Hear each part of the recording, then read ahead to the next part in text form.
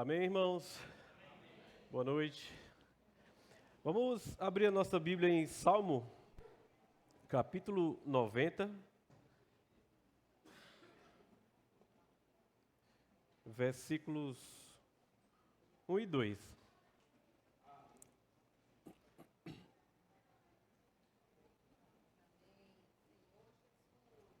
Amém. Vamos juntos? Senhor, Tu tens sido o nosso refúgio, de geração em geração. Antes que os montes nascessem e se formassem a terra e o mundo, de eternidade a eternidade, Tu és Deus. Aleluia. A mensagem de hoje, irmãos, tem esse tema: de eternidade a eternidade, Tu és Deus. Vamos orar. Senhor Jesus, nesse momento, Senhor, Te agradecemos, Senhor, por nos trazer até aqui, por ser vitorioso sobre cada circunstância, por ser vitorioso na vida de cada um de nós, Senhor. Foi Tu que nos trouxe até aqui. Ó Senhor Jesus, não somos capazes de nada. Sem Ti nada podemos fazer. Ó Senhor Jesus, mas Tu tens sido nosso refúgio, de geração em geração. Ó Senhor Jesus, de eternidade a eternidade, Tu és o nosso Deus. Seja conosco nesses minutos, Senhor. Abre os nossos ouvidos, abre também o nosso coração, abre também os nossos olhos. Ó Senhor Jesus, ó Senhor Jesus. Amém, irmãos. Em Hebreus, capítulo 11, no versículo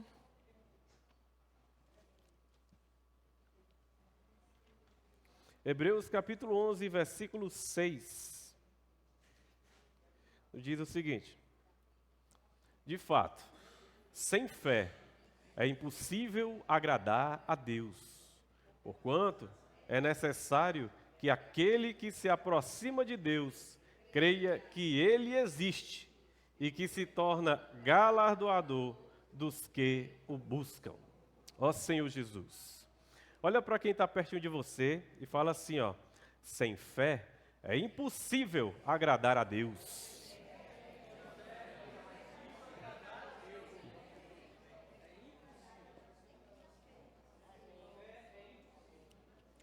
Mas, irmãos, nessas últimas semanas, nós começamos aqui a desfrutar das bases da fé cristã. Então, um dia a semente da fé foi plantada no nosso coração. Para que a nossa fé se desenvolva, para que a nossa fé seja edificada, é necessário base. Nós temos aqui alguns construtores, estudantes de engenharia civil aqui, sabem que é necessário fundamento. Fundação, base, porque senão não tem edifício. A nossa vida, como filhos de Deus, só é edificada se nós tivermos bases fortes, amém? Então, na primeira reunião sobre isso, a primeira base que nos foi dita foi a importância da palavra de Deus, que é a Bíblia. Como é que está essa base na sua vida? A segunda base que nós vimos nesses dias foi sobre a certeza e a segurança da salvação. A terceira base que o Senhor nos deu foi a importância e o poder que tem do nome do Senhor.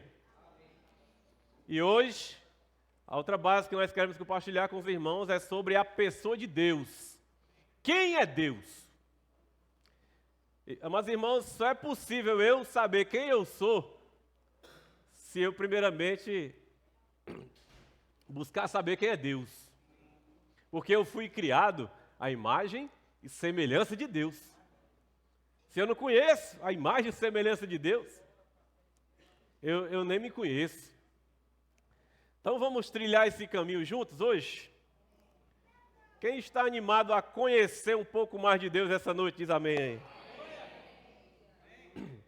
Todos os dias de domingo, milhões de pessoas nesse país vão para algum templo, algum local de reuniões, mas muitos deles para saber o que é que Deus tem para ele aquela noite. Estão mais interessados na bênção de Deus do que no Deus das bênçãos. Mas eu digo para os irmãos, o Deus das bênçãos é muito melhor do que as bênçãos de Deus, tá certo? O que eu vim procurar essa noite? A bênção de Deus? Mas você pode responder, eu vim procurar o Deus da bênção, tá certo? Porque quem tem Deus tem tudo. Mas aonde é que a gente passa a conhecer a respeito de Deus? Assim como é a Bíblia que explica sobre a própria Bíblia, Deus é a fonte mais segura das informações a respeito dele mesmo. Podem haver muitas pessoas falando sobre Deus, mas a revelação de Deus é Ele mesmo quem dá. E essa revelação, ela está contida nas Escrituras, na palavra de Deus. Primeira coisa que eu queria compartilhar com os irmãos essa noite a respeito de Deus, das 12, missão grande. A primeira coisa a respeito de Deus é que Deus existe, amém? Olha para quem está perto de você e diz assim, ó, Deus existe.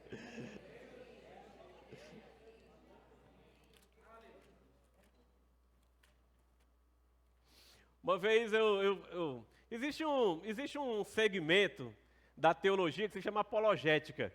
Aí tem uns grandes nomes, uns expoentes da apologética, são homens muito eloquentes e tentam convencer a pessoas que não creem a crer. Eu acho que quem não crê, não quer crer, e se não for a misericórdia de Deus, nunca vai crer, tá certo? Então assim, eu queria ser um homem desse, eu queria ter o poder de convencimento, mas depois Deus me disse, não é convencimento. Isso aí é uma coisa que está na soberania de Deus, sabe? Eu só criei em Deus, não foi por causa de mim não, foi por causa dele.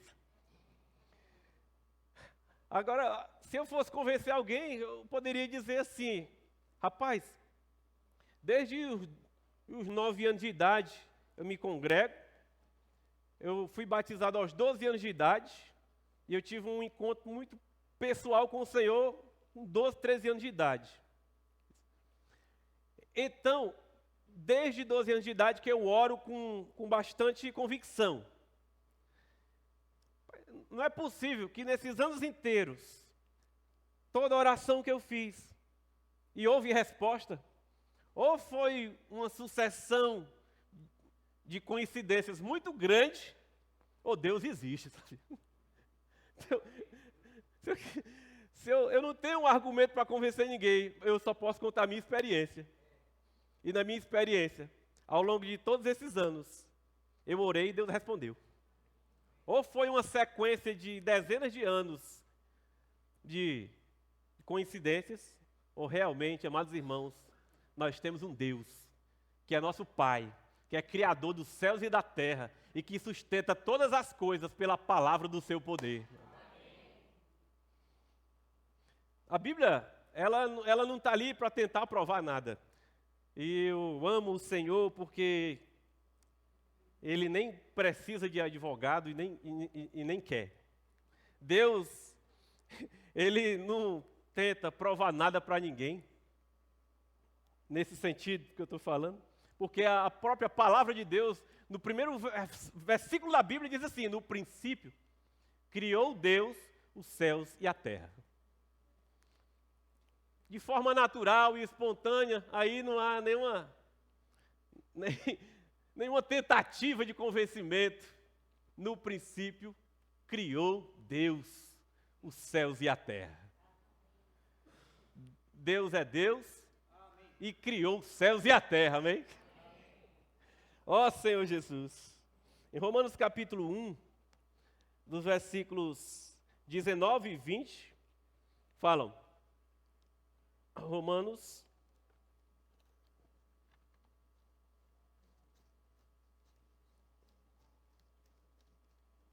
no capítulo 1, 19 e 20, nos dizem, porquanto o que de Deus se pode conhecer é manifesto entre eles, Porque Deus lhe manifestou. Até aí, por enquanto.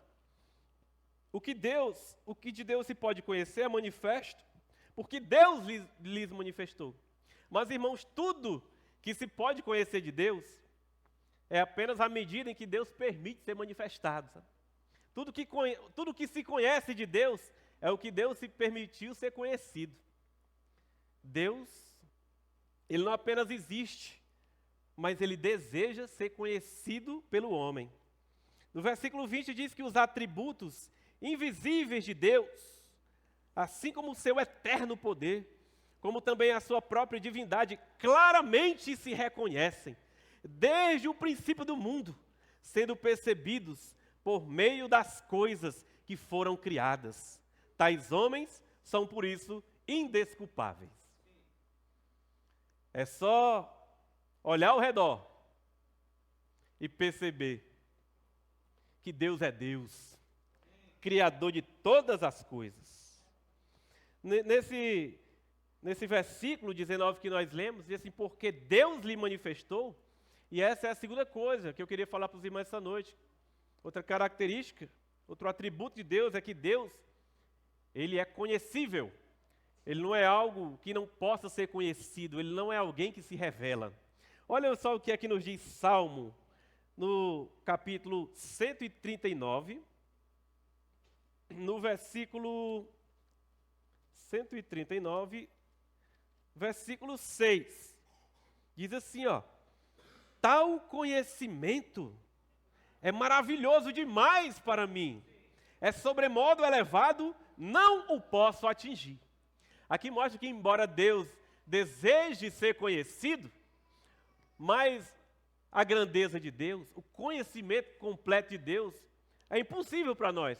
Porque se nós tivéssemos a capacidade de conhecer Deus na totalidade, Ele não seria Deus. Ele é Criador, nós somos criaturas. O nosso entendimento é limitado. E aí, o salmista diz que o conhecimento pleno de Deus é maravilhoso demais. Senhor, Tu é tão grande que não cabe na minha mente. É sobremodo elevado. Não o posso atingir. Irmãos, embora nós não possamos conhecer a Deus completamente, mas nós temos a oportunidade de conhecer a Deus pessoalmente. Amém? Oséias, capítulo 6, versículo 3, diz assim: conheçamos e prossigamos em conhecer ao Senhor. Ainda que o conhecimento pleno de Deus seja maravilhoso demais, seja impossível, mas há um encorajamento para mim e para você, dizer assim: conheça e prossiga em conhecer. Vamos encorajar uns aos outros, dizendo assim: olha, irmão, vamos conhecer o Senhor e vamos prosseguir em conhecer o Senhor.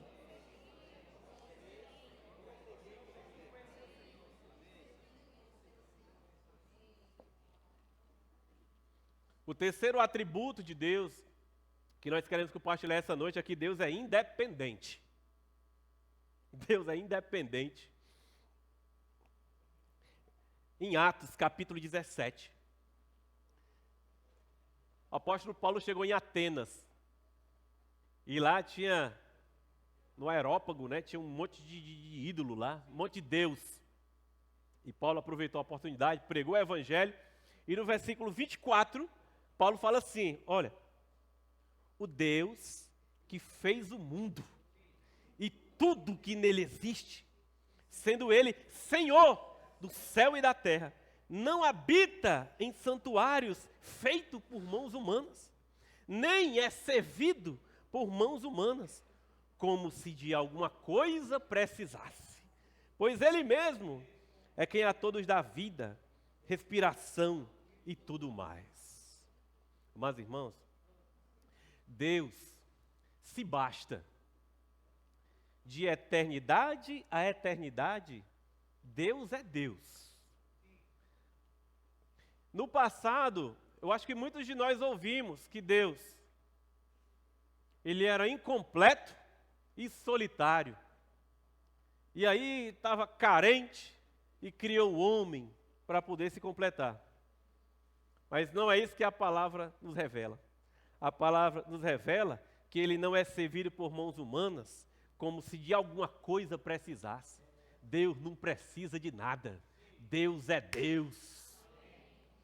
Pois Ele mesmo é quem a todos dá vida, respiração e tudo mais. Não é Deus que precisa, sou eu que preciso. E que só quem pode me dar o que eu preciso é Deus. Deus é a fonte de todas as coisas. Romanos capítulo 11, versículo 36 diz: porque dele e por meio dele e para ele são todas as coisas. A ele, pois, a glória eternamente. Amém. Ó Senhor Jesus. Irmãos, Deus é Deus. Acho que o máximo que eu posso fazer no plano de Deus é atrapalhar, né? Deus tem uma vontade eterna, perfeita. E toda a vontade de Deus vai ser cumprida. Eu participe ou não. Agora, a minha salvação é eu participar. Se eu participo ou não, isso aqui é problema meu, certo? Mas Deus vai cumprir todo o seu propósito. Irmãos, é por isso que Deus não depende de ninguém ou de coisa alguma. Porque de fato, né, irmãos, é por ser Deus, Ele não pode ser, é pelo fato de ser Deus que Ele não pode ser dependente de nada e nem de ninguém. Em vez disso, é toda a criação que precisa e depende dEle.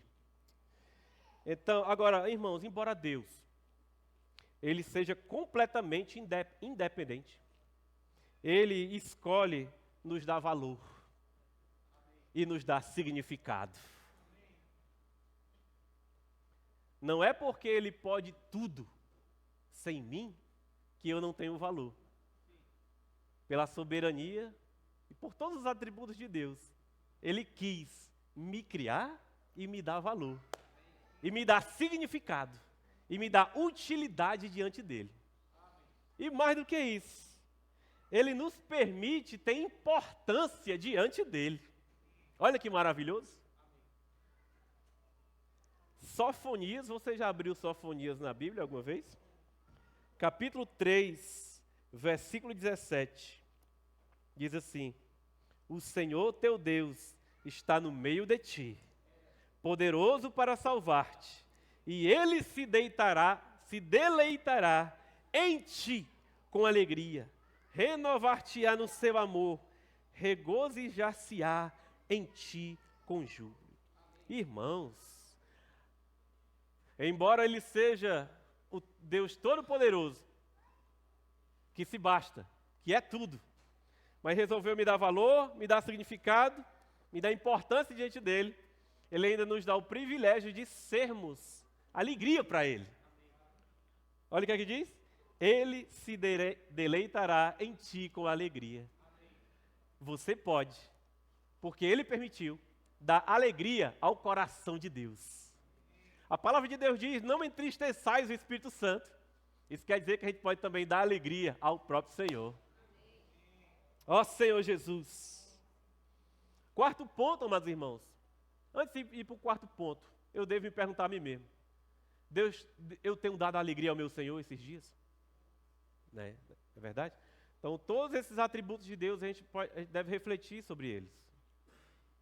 Se Deus me permitiu regozijar-se comigo, eu preciso saber se isso tem sido realidade na minha vida. Quarto ponto é que Deus é imutável. Deus não muda. Malaquias capítulo 3, versículo 6 diz: porque eu, o Senhor, não mudo. Aleluia, irmão. Por isso vós, ó filhos de Jacó, não sois consumidos. Eu não sou consumido porque Deus não muda. Ó Senhor Jesus. Deus, Ele é imutável em seu ser. Ele é imutável em seus atributos. Ele é imutável em seus propósitos. Ele é imutável em suas promessas, amém? Salmos, capítulo 33, versículo 11, diz assim: o conselho do Senhor dura para sempre, os desígnios do seu coração por todas as gerações. Aí mostra, meus irmãos, que a vontade de Deus, os propósitos de Deus, o que Ele decide, não muda. Uma vez que Deus determina alguma coisa, Ele vai fazer. Uma vez que Ele determina que algo será feito, aquilo será feito. Deus é imutável. Ele é imutável no que Ele é, imutável no que Ele se propõe a fazer, e é imutável naquilo que Ele promete. Em Salmo, eu errei o versículo, eu acho que é lá em Deuteronômio, que diz assim: Deus não é homem para que minta. Você já viu alguém na televisão, assim, mais ou menos, aparece assim, mais ou menos de 4 em 4 anos, prometendo? Aí não cumpre. Aí depois de 4 anos está lá de novo, na televisão de novo, prometendo de novo. Mas irmãos, Deus não é homem para que minta, né? Nem filho de homem para que se arrependa. Porventura, tendo ele prometido, não fará? Ou tendo falado, não cumprirá? Então, encoraja quem está perto de você, dizendo assim: meu irmão, minha irmã, Deus não é homem para que minta. Encoraja dizendo assim: se Ele falou para você, Ele vai cumprir.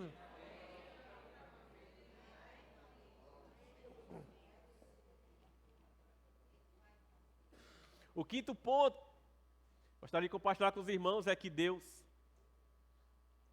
Ele é eterno. Salmo 90, versículo 2 diz assim: antes que os montes nascessem e se formassem a terra e o mundo, de eternidade a eternidade, Tu és Deus. Irmãos, Deus é eterno. A gente não tem noção do que é isso. Em razão de Deus ser eterno, a visão de Deus sobre tempo é radicalmente diferente da nossa visão de tempo. Você já parou para pensar sobre isso, Pedro? Olha aí. Deus é eterno. Deus não tem relógio. Olha só, Salmo 90, no versículo 4, diz assim: pois 1000 anos aos teus olhos são como o dia de ontem, que se foi, e como a vigília da noite. Então olha só, 1000 anos é como um dia. Mas em 2 Pedro 3,8 diz: há todavia uma coisa, amados, que não deveis se esquecer, que para o Senhor um dia é como 1000 anos. E aí ele completa mostrando o que Salmo mostrou, dizendo que 1000 anos é como um dia. Irmãos, Deus, Ele vê e conhece, Ele vê e conhece tudo que acontece no passado, no presente e no futuro. Com a mesma intensidade. Porque Deus é eterno, a visão de tempo de Deus é radicalmente diferente da nossa. E, amados irmãos, que isso aquiete o nosso coração, tá certo? Porque ou as pessoas se deprimem, se agarrando no passado, sentindo culpa pelo que passou e não consegue mais resolver. Ou então, lançando o anzol no futuro, tentando arrastar ele para agora, se contendo de ansiedade.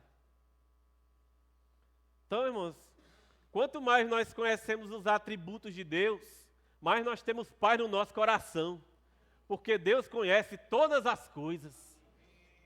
Entrega teu caminho ao Senhor, confia nele, e o mais Ele fará, irmão. A Bíblia está escrita Ele fará, porque ela está sendo escrita para nós, mas na eternidade, no tempo de Deus, Ele já fez. Ó Senhor Jesus. Então, irmão, vamos nos aquietar o nosso coração. Tudo em Deus está consumado, tudo está resolvido. Está consumado, irmãos.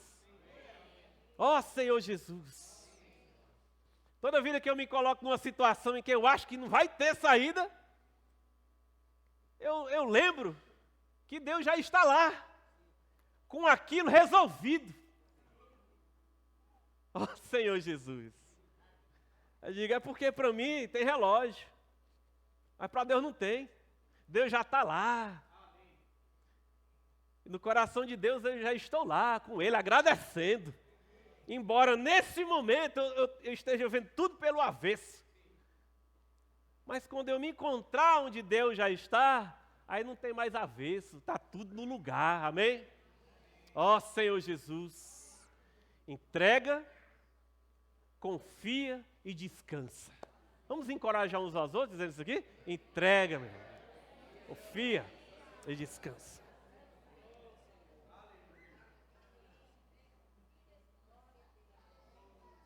Vamos recapitular com um amém. Deus existe, amém? Deus é conhecível. Deus é independente. Deus é imutável. Deus é eterno. E Deus, irmãos, é onipresente.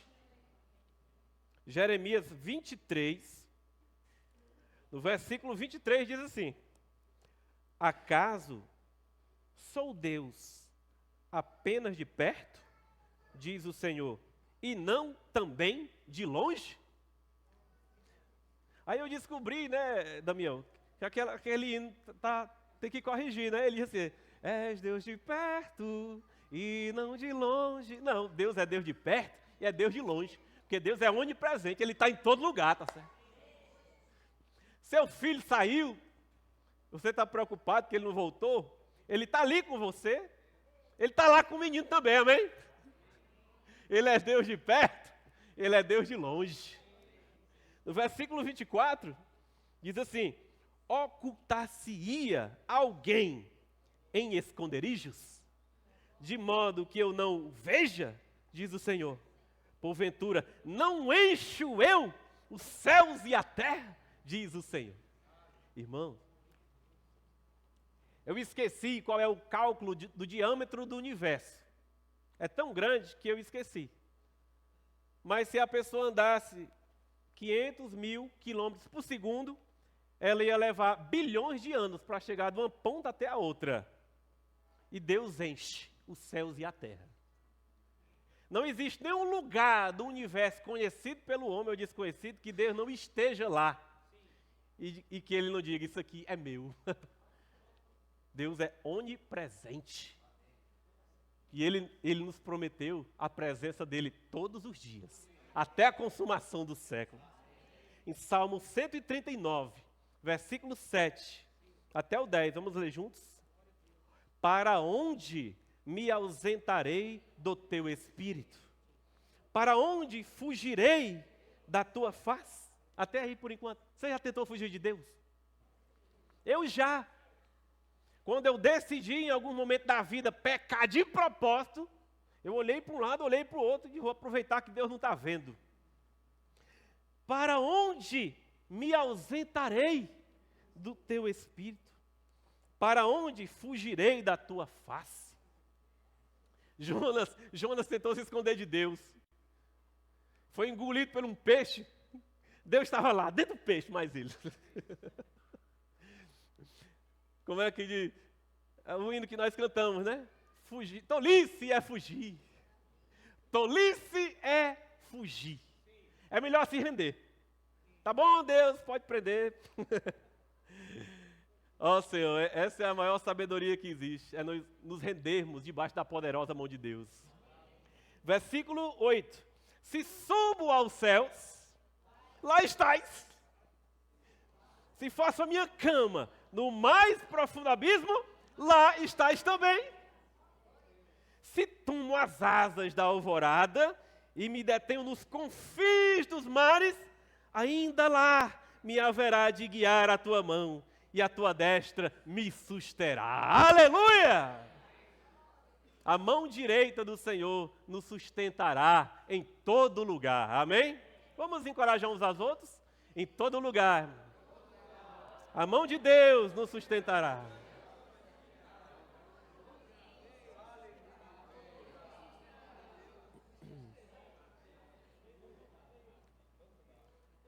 Deus é onipresente.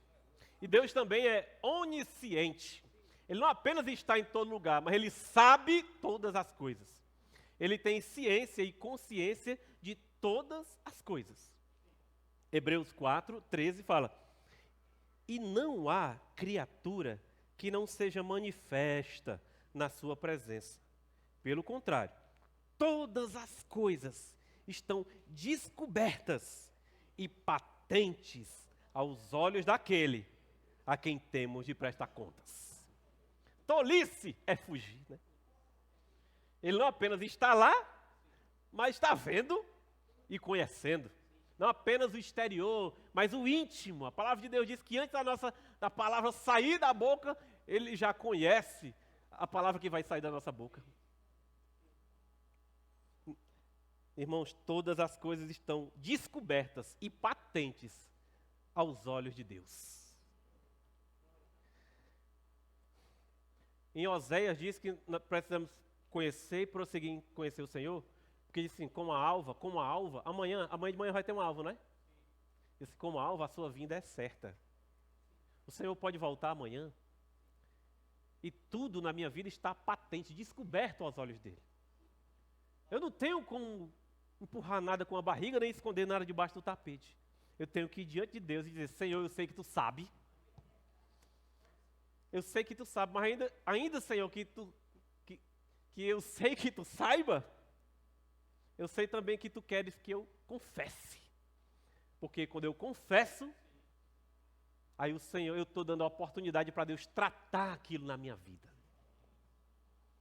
1 João capítulo 3, versículo 20 diz: pois se o nosso coração nos acusar, certamente Deus é maior do que o nosso coração e conhece todas as coisas.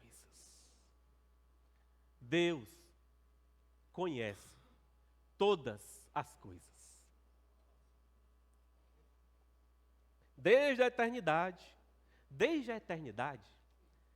Deus conheceu todas as coisas que iriam acontecer. E tudo quanto ele iria fazer. Deus é algo, a onisciência de Deus é algo tão impressionante, que assim como ele conhece todos os eventos possíveis, ele conhece quais são as consequências daquilo que nem vai acontecer. Não sei se você entende. Deus não apenas conhece tudo o que acontece, mas ele conhece tudo o que poderia acontecer. Olha o que aqui diz em Mateus 11, 21. Ai de ti, Corazim, é o nome de uma cidade. Ai de ti, Betsaida, é outra cidade. Porque se em Tiro e em Sidom, se tivessem operado os milagres que entre vós se fizeram, há muito que elas se teriam arrependido com pano de saco e cinza. Isso aí não foi a opinião de Deus. Isso aí é a ciência, a consciência de Deus. É o fato dele saber tanto o que acontece como o que aconteceria. Amados irmãos, o que aconteceu, aconteceu. O que não aconteceu, não aconteceu. Isso tudo debaixo da soberania de Deus. Coletivamente, individualmente, pessoalmente, de forma positiva ou negativa, o que aconteceu na minha e na sua vida, Deus sabia. Ele conhecia. Ele já sabia de antemão, até mesmo antes da fundação do mundo. E isso deve nos fazer descansar. Não é possível voltar atrás e pedir a Deus para desfazer o que foi feito. Isso está debaixo da soberania de Deus. Deus, em oitavo lugar, Deus é sábio. Isso casa com a questão da onisciência de Deus. Em Romanos 16, 27, fala assim, ó: ao Deus único e sábio seja dada glória. Glória a Deus. Pelo que aconteceu, pelo que não aconteceu glória a Deus. Quem pode dar um glória a Deus aí?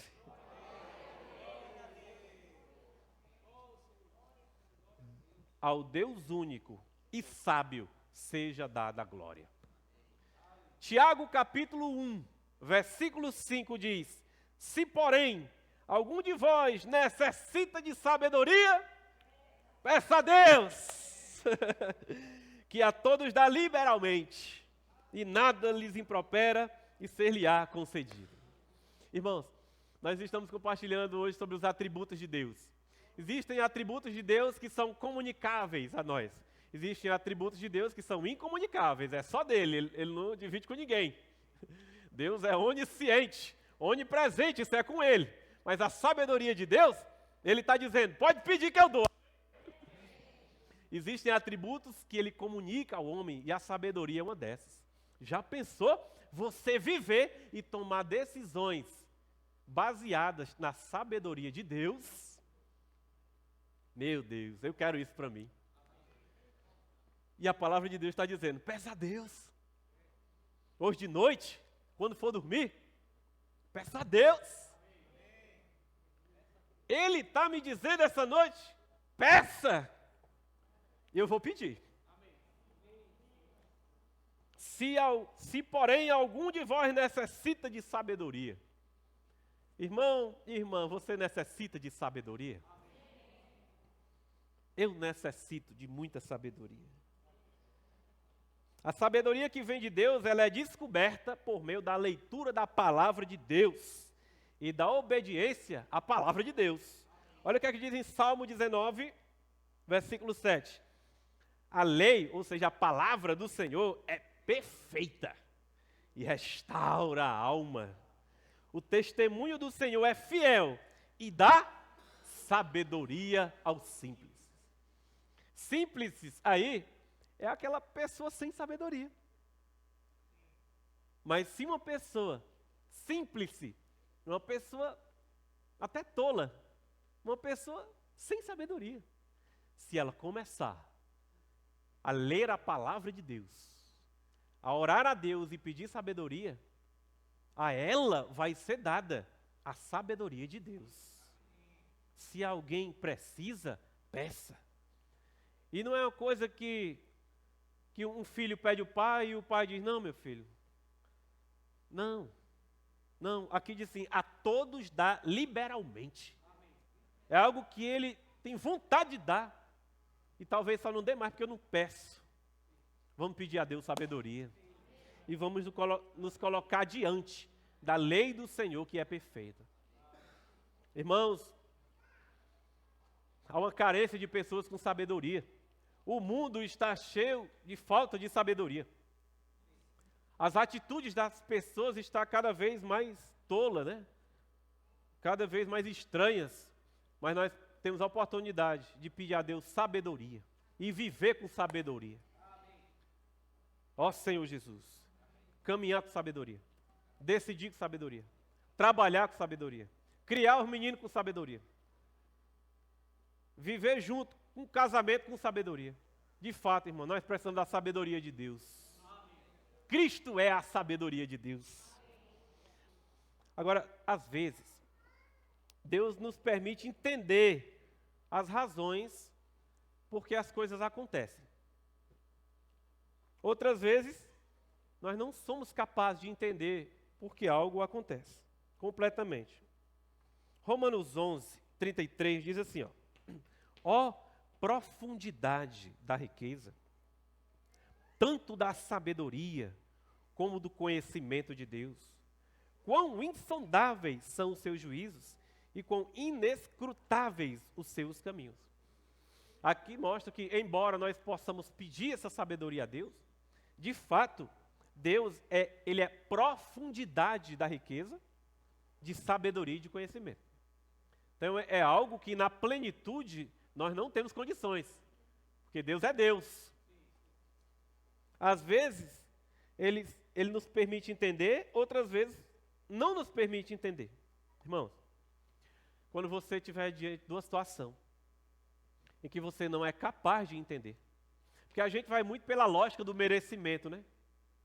fulano não merecia, aconteceu. Ah, aconteceu isso comigo. Puxa. Sabe, a gente é muito cartesiano, a gente é muito calculista. Ele merece, ele não merece. Ele merece um abraço, ele merece P, a gente é cheio.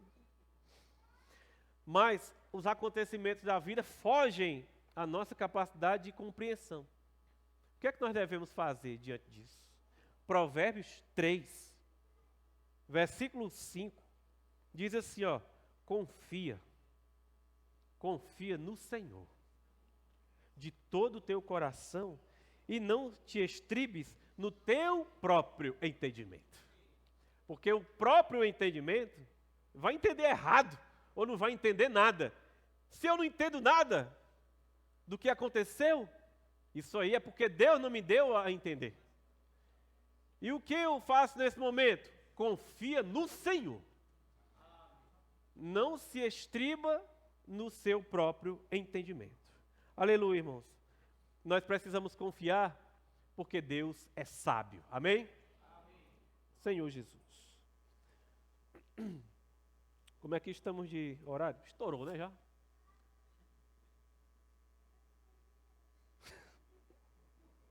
Aleluia. Que amor. O 9º atributo é Deus é amor. 1 João capítulo 4, versículo 8 diz, aquele que não ama, não conhece a Deus, pois Deus é amor. Romanos capítulo 5, versículo 8, diz que não apenas Deus é amor, mas que Deus prova o seu próprio amor para conosco, pelo fato de ter Cristo morrido por nós, sendo nós ainda pecadores. Olha que legal. Aqui diz que pelo fato de ter Cristo morrido no passado. O fato de Cristo ter morrido foi passado, e de uma vez por todas, Cristo realizou isso, por amor de nós, de uma vez por todas. Como nós já desfrutamos essa noite, está consumado. Mas Deus é tão amoroso, que embora Cristo tenha morrido, Deus prova no presente. Deus morreu por nós por amor de uma vez por todas, mas a prova do amor de Deus é todo dia. Experimente tomar esse atributo de Deus, que Deus é amor, e tenta enxergar Deus provando o amor dele por você dia após dia, amém? Deus prova o seu amor para conosco. Como Deus nos amou e vai nos amar por toda a eternidade, nós temos a capacidade também de transbordar esse amor para as pessoas. E aí, o resumo, uma vez perguntaram ao Senhor qual é o resumo, né, da nossa responsabilidade diante de Deus. E em Mateus 22, 36 diz, mestre, qual é o grande mandamento da lei? Respondeu-lhe Jesus, amarás o Senhor, teu Deus, de todo o teu coração, de toda a tua alma e de todo o teu entendimento. Este é o grande e primeiro mandamento. O segundo, semelhante a este, é: amarás o teu próximo como a ti mesmo. Destes 2 mandamentos dependem toda a lei e os profetas. Bom, aqui tinham 12 atributos para compartilhar com os irmãos. Eu vou parar aqui no amor, porque o amor aqui está dividido entre amar a Deus e amar o próximo. Isso só é possível porque Deus é amor. Porque Deus nos amou primeiro.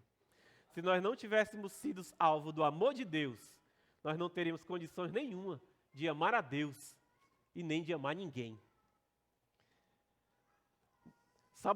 Sábado passado, os jovens desfrutaram do livro Heróis da Fé.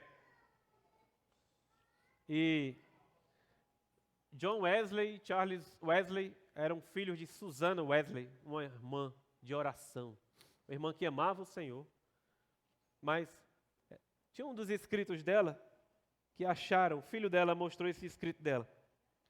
No caderninho estava escrito: que Deus seja louvado todos os dias em que nos comportamos bem. Olha que legal. É mesmo, né? Deus seja louvado todos os dias em que nos comportamos bem, né? que a maioria das vezes a gente não se comporta tão bem, né? Quando nos comportamos bem, Deus seja louvado, né? Que isso aí é por conta da misericórdia dele. Aí ela continua, mas estou ainda descontente, porque não desfruto muito de Deus. Sei que me conservo demasiadamente longe dele, mas eu anseio ter a alma mais intimamente ligada a ele, pela fé em amor. Irmãos, quando eu li isso aqui derreteu meu coração. Alguém que não está aqui ansiando o que Deus pode dar, mas alguém ansiando Deus, pedindo a Deus para amá-lo mais. Se a gente conseguir tocar na profundidade do que é isso, certa vez alguém escreveu um hino que diz assim, escreveu para o Senhor, essas palavras são para o Senhor, eu quero te amar mais, meu Senhor. Na maioria das vezes, Senhor, eu estou precisando disso, Senhor, eu estou passando por isso, Senhor, eu sei que Tu podes todas as coisas, me dá. Certa vez foi nos falado que quanto menor é a pessoa, mais ela diz, me dá. Mas quando ela vai crescendo, vai diminuindo, me dá. Então, a gente percebe que a gente precisa conhecer mais o Senhor, para que a gente possa amadurecer mais na presença do Senhor. E essa pessoa aqui era uma pessoa madura. E ela escreveu que de tudo que ela queria era te amar mais, meu Senhor. Aí essa oração era tão forte que ela dizia assim, atende a minha voz, ao meu clamor,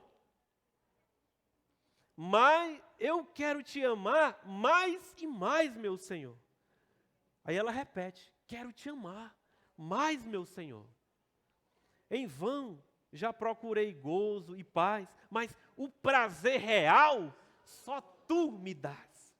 Tenho um desejo só, amar-te mais, Senhor. Meu Deus do céu. Que maturidade. É isso que nós precisamos pedir ao Senhor. Será que nós vamos chegar ao ponto de dizer assim, de fato, de verdade, com realidade, Senhor? Aqui teu servo, tua serva. Quero te dizer de todo o coração que na minha vida eu só tenho um desejo, é te amar mais. Na estrofe 3 diz, se dores e aflições me vêm provar, teus anjos perto estão a me livrar. Com eles cantarei. E o que é que ela vai cantar? Quero te amar, Senhor. Quero te amar mais, meu Senhor. A estrofe 4 é maravilhosa. Está sendo projetada aqui, é? Oh, que maravilha. Vamos ler juntos. E quando terminar o meu labor, ainda vou te dar todo o louvor. De todo o coração, te amo, meu Senhor. Quero te amar mais, meu Senhor. Aleluia. Ó Senhor Jesus. Será que daria tempo para a gente desfrutar esse hino? Não estava nos planos, mas se nós tocarmos nisso ainda nesse momento, creio que o Senhor vai ter atingido seu objetivo, amém? Vou pegar aqui o violão.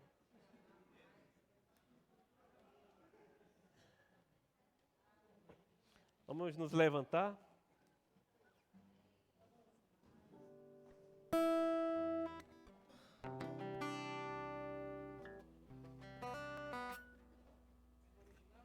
Qual é o tom?